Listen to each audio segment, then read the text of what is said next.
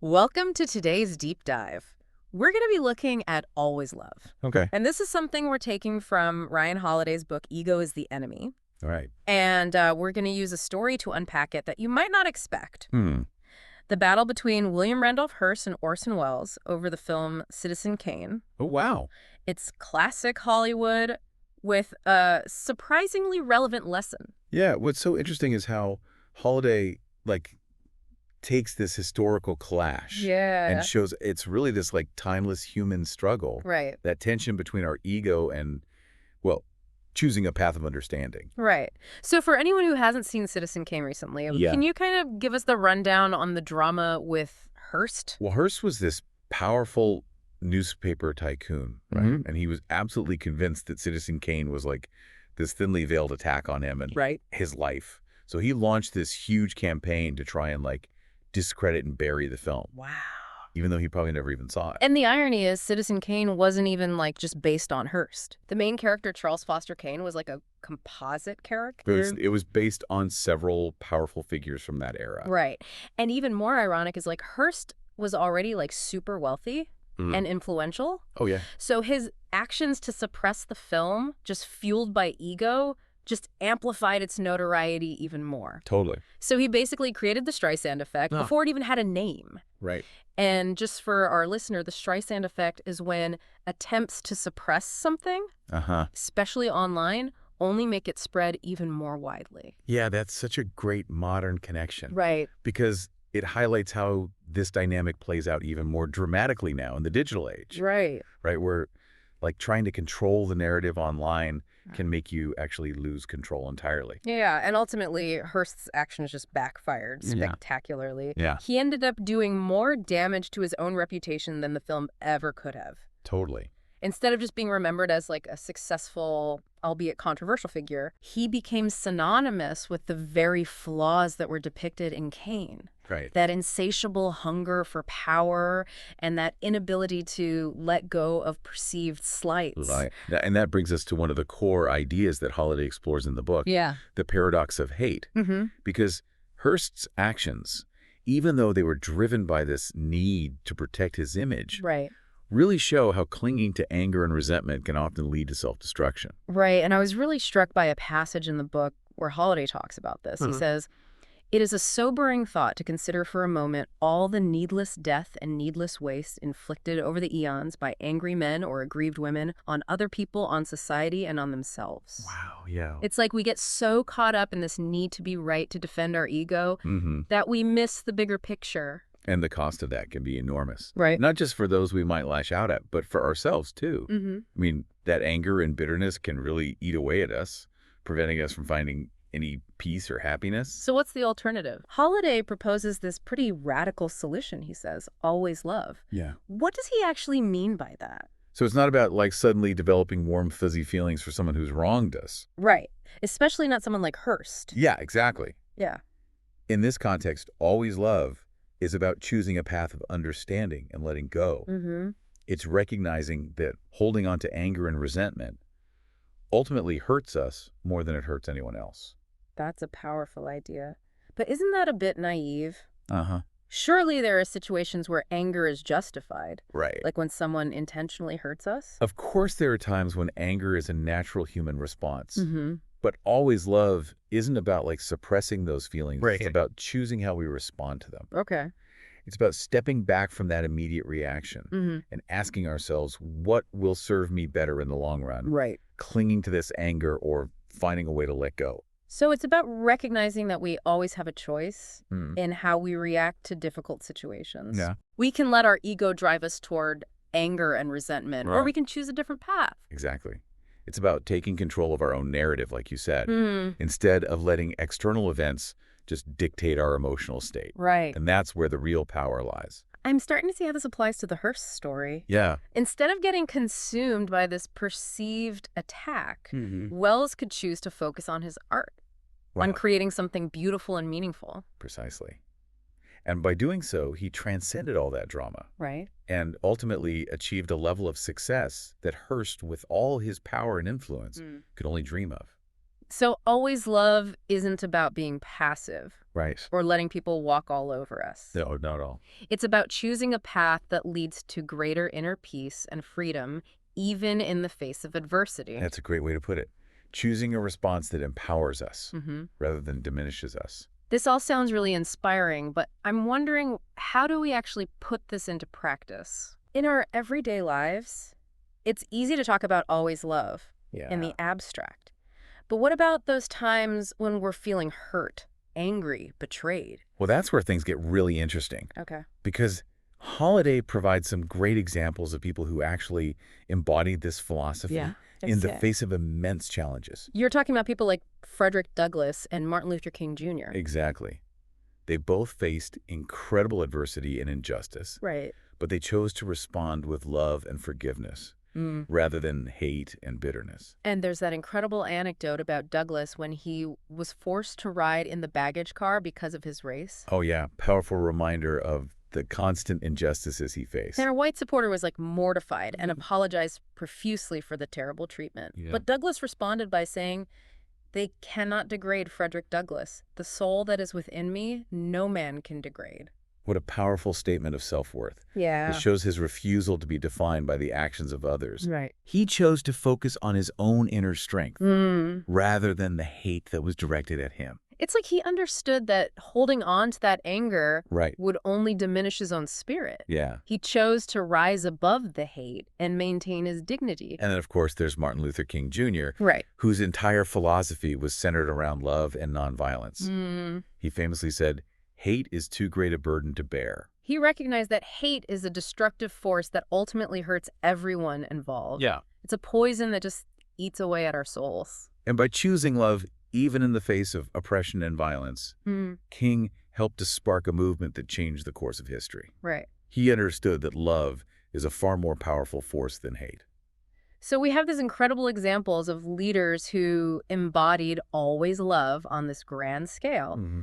But how does this translate to our own lives? Yeah. How do we apply these principles to the everyday challenges we face? Well, that's what we're going to explore further in this deep dive. We're going to look at practical ways to cultivate always love in our own lives, even when it feels difficult or impossible. Right. And to illustrate this, let's go back to Orson Welles Okay. and his response to Hearst's attacks, Okay. because it provides a great contrast to the examples of Douglass and King. Okay. I'm intrigued. Tell me more about how Wells handled this situation. Well, despite facing this immense pressure and criticism, Yeah. Wells refused to let Hearst's negativity define him. He continued to create, to make films, and to live a fulfilling life. And there's that great story about Wells encountering Hearst in an elevator. Oh, yeah. Right before the premiere of Citizen Kane. Right.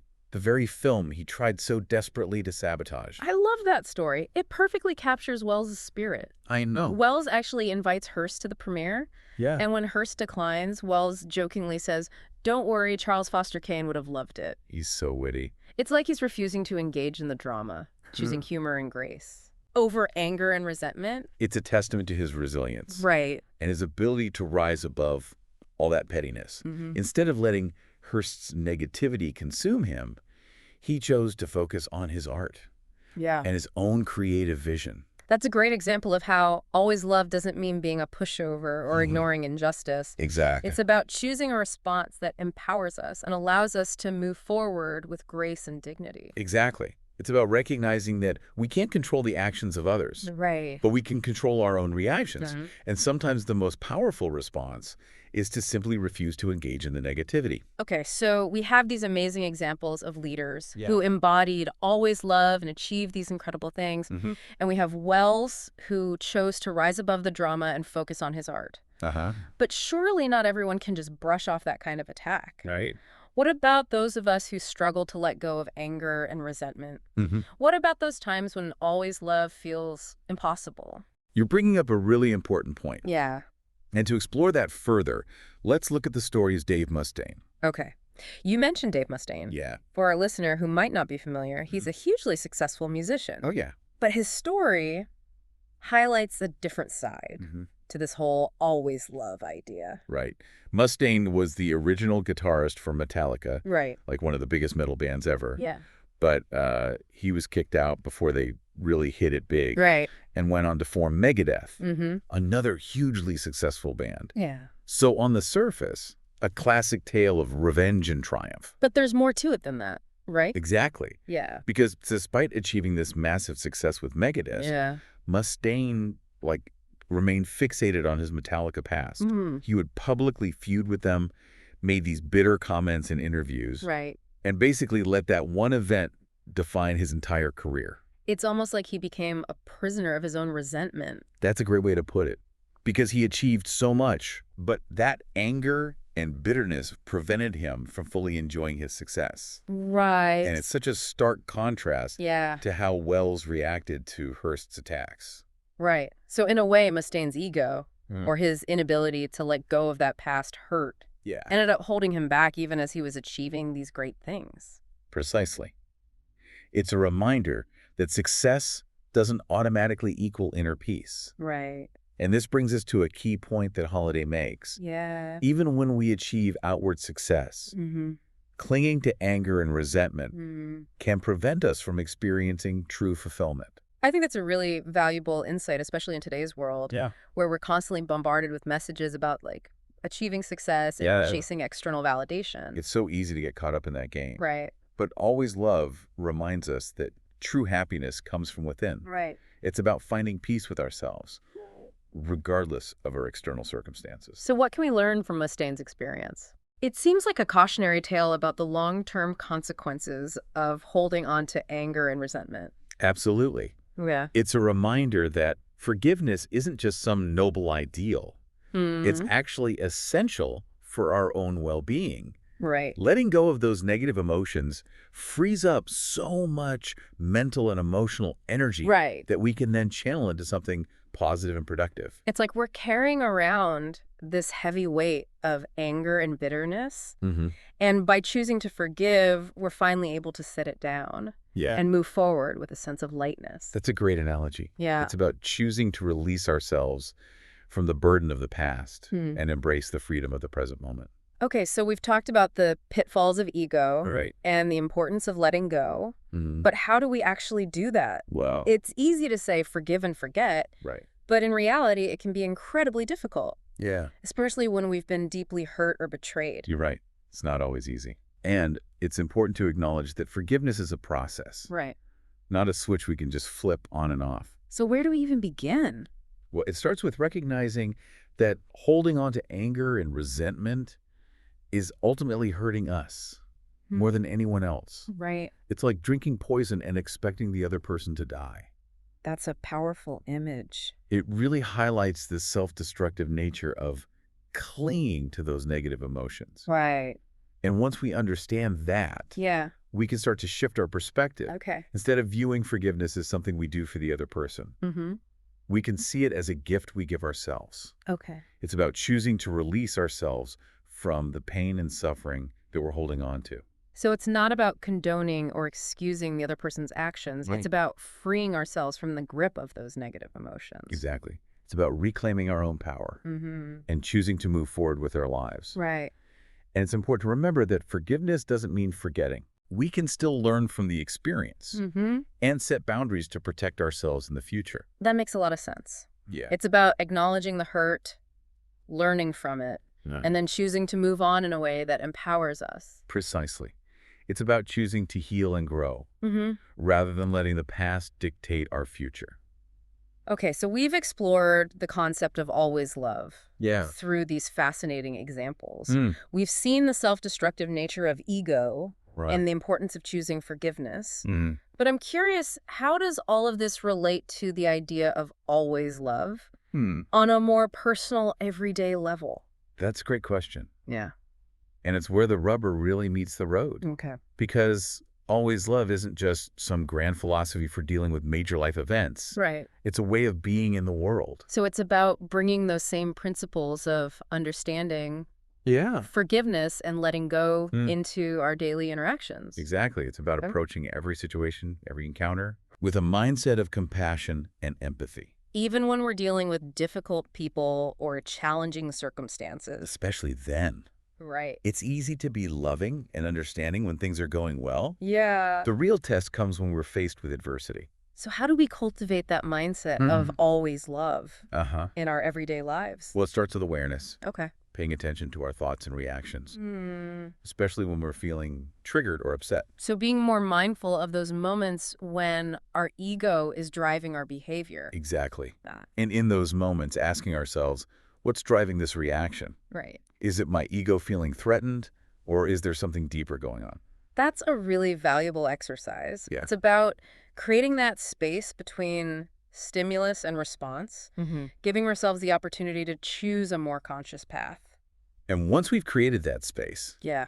we can start to ask ourselves, what would always love look like in this situation? So it's about consciously choosing a response that aligns with those principles of understanding forgiveness and letting go. Precisely. It might mean having a difficult conversation Mm-hmm. with compassion and empathy, Right? even if we're feeling hurt or angry. Yeah. Or it might mean simply choosing to walk away from a situation Hmm. that's no longer serving us. That's a powerful reminder that we always have a choice in how we respond. Right. We can let our ego dictate our actions, Mm. or we can choose a path that leads to greater peace and understanding. And it's important to remember that this is a practice. Yeah. We're not going to get it right all the time. Right. There will be moments when we slip back into old patterns of thinking and reacting. So it's about progress, not perfection. Exactly. Yeah. It's about recognizing when we've gone off course Yeah. and gently guiding ourselves back to that path of always love. That makes me think about another point Holiday makes in the book. Yeah. He talks about how the very things that annoy us in others, their dishonesty, their selfishness, their laziness, Right. are often their own downfall. It's such an interesting perspective. Yeah. It's like their own ego and short-sightedness create their own punishment. Right. It's not about us seeking revenge. Right. It's about recognizing that their actions will ultimately catch up with them. So we don't need to add fuel to the fire by holding on to anger and resentment. Right. We can simply let go and trust that things will unfold as they should. That's not to say we should condone harmful behavior. Right. But it does suggest that clinging to those negative emotions Hmm. only hurts us in the long run. Right. It's like we're letting them live rent-free in our heads. That's such a great way to put it. It's about reclaiming our own mental and emotional space Yeah. and choosing to focus on what's truly important. Precisely. It's about choosing to invest our energy in positive and constructive pursuits, Mm. rather than getting bogged down in someone else's drama. Okay, this all makes sense conceptually. But I'm wondering how it plays out in those everyday situations. Yeah. Can you give us some practical examples Uh-huh. of how we might apply always love in our daily lives? Absolutely. It can be as simple as choosing to respond with patience and understanding when someone cuts us off in traffic. Instead of laying on the horn and letting that anger ruin our whole day, Right. we take a breath. Yeah. Remind ourselves that we don't know what that other driver's going through. Exactly. Yeah. Maybe they're rushing to the hospital Right. or dealing with some kind of personal crisis. It's about giving people the benefit of the doubt, Uh-huh. choosing compassion over judgment. Exactly. And that same principle applies to our interactions with family members, Yeah. friends, or colleagues. So instead of snapping at our partner after a long day, Mm-hmm. we try to see things from their perspective. Right. Respond with understanding. Or if a coworker makes a mistake, Yeah. instead of criticizing them, we offer support, Right. help them learn from the experience. It's about shifting from that mindset of blame and judgment Yeah. to one of empathy and support. And these small acts of always love can have this ripple effect, Right. creating a more positive and harmonious environment. Yeah. This is making me think about how we often focus on this grand romantic notion of love, Yeah, but always love seems much broader and more encompassing. you're absolutely right. It's about expanding our understanding of love beyond that romantic realm and embracing its presence in all aspects of our lives. So love for our families, our friends, our communities, Yeah. even ourselves. Absolutely. Self-love is crucial. Right. It's about treating ourselves with kindness and compassion, Right. recognizing our own worthiness of love. That's so important because it's hard to love others fully Yeah, if we don't first love ourselves. exactly. And then that self-love radiates outwards, Mm-hmm. allowing us to connect with others from a place of wholeness Right. and authenticity. So it's not about becoming some sort of love guru or walking around with rose-colored glasses. Not at all. Huh. It's about recognizing that power of love as this driving force in our lives Yeah. and choosing to cultivate it consciously. It's about embracing its transformative potential, Ah, both for ourselves and the world around us. precisely. And in a world that often feels so divided and disconnected, Right. choosing love is perhaps the most radical and revolutionary act we can take. I love that, choosing love as a form of rebellion Yeah. against all the negativity and apathy. Exactly. It's a powerful statement about the kind of world we want to create. Right. One where love and compassion prevail. Okay, so we've talked about the benefits Hmm. of always love, but let's get real for a minute.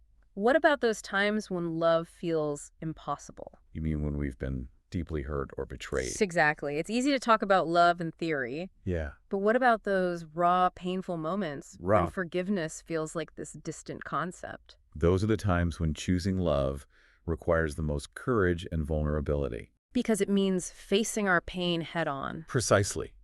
It's about acknowledging the hurt without letting it define us. Yeah. It's about choosing to heal and move forward, Right. rather than remaining stuck in that cycle of resentment. But how do we actually do that? It's easy to just say, let go, but it's so much harder to actually put it into practice. It takes time, patience, Yeah. and often professional guidance. Right. Therapy can be incredibly helpful Yeah. in processing trauma and developing healthy coping mechanisms. It's about giving ourselves permission to feel the pain without judgment.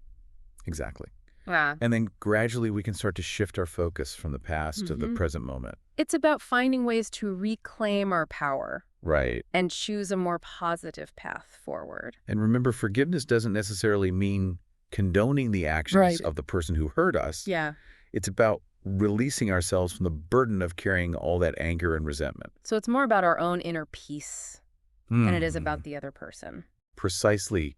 Forgiveness is ultimately a gift we give ourselves. Right. It allows us to break free from the chains of the past and move forward with greater lightness and freedom. That's a beautiful way to put it. It's about choosing to heal and reclaim our joy Yeah. rather than letting the past dictate our present and our future. Exactly. And that choice, that act of choosing love, even in the face of immense pain, Yeah. that's one of the most courageous and transformative things we can do. It's about recognizing our own resilience Yeah, and capacity for healing. absolutely. And it's about having faith that even in the darkest of times, love can be that guiding light Yeah. leading us toward a brighter future. So what's the takeaway here for our listeners? The takeaway is that love in all its forms Yeah. is this powerful force for good. It's a choice we make every day, Right. in every interaction and every thought. And that choice has the power to shape our lives and the world around us. Precisely. Choosing love is not always easy, but it's always worth it. As we wrap up this deep dive into Always Love, inspired by Ryan Holiday, Yeah? I want to leave you with this. What if we viewed life's challenges, Yeah. those inevitable setbacks and betrayals, as opportunities to practice this radical idea? That's such a powerful reframing. Yeah. It's like viewing these difficult moments as training grounds for our emotional and spiritual growth. Instead of getting bogged down by the anger and resentment, Right. we can choose to see them as chances to cultivate empathy, forgiveness, Yeah. and ultimately love. It's a practice just like any other skill. Right. The more we exercise those muscles Yeah. of compassion and understanding, the stronger they become. So the next time you're faced with a situation that triggers those feelings of anger or hurt, take a moment to pause. Breathe. Breathe and ask yourself, what would choosing love look like in this moment?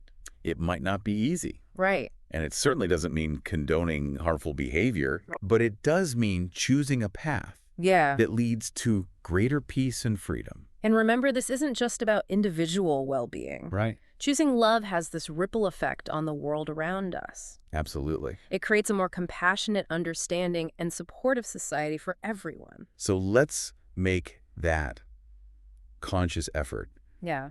to cultivate more love in our lives.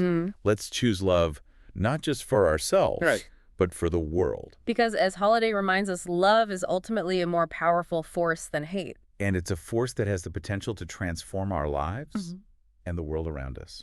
Thanks for joining us on this deep dive into Always Love. Yeah. We hope this conversation inspires you to embrace this radical idea and discover its transformative power in your own life. And if you're interested in exploring these concepts further, Yeah. we highly recommend checking out Ryan Holiday's book, Ego is the Enemy. Right. It's packed with wisdom and practical guidance Yeah. on navigating life's challenges with grace and intention. Until next time, keep choosing love.